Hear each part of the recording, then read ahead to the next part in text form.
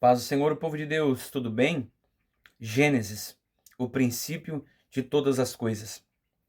Hoje, nós vamos falar sobre o livro de Gênesis, o primeiro livro da Bíblia. A palavra Gênesis significa origem, princípio ou começo, e é exatamente o que encontramos nesse livro, os grandes começos da história da humanidade e do plano de Deus.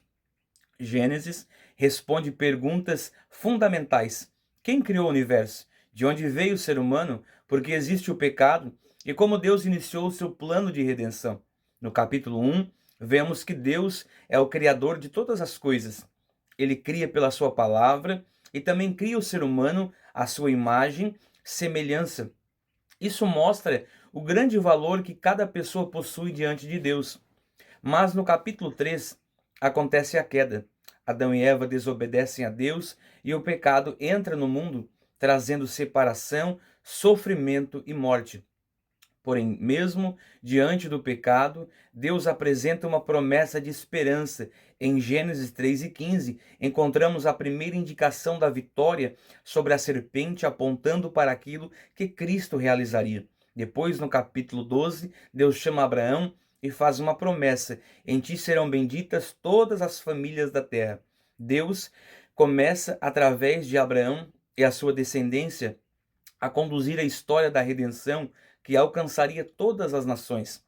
Também encontramos a história de José, que foi vendido pelos próprios irmãos, sofrendo injustamente e chegou a ser preso. Mas Deus transformou aquela situação e o colocou em uma posição de autoridade.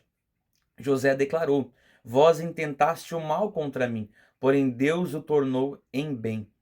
Que grande lição! Mesmo quando não entendemos o que está acontecendo, Deus continua trabalhando.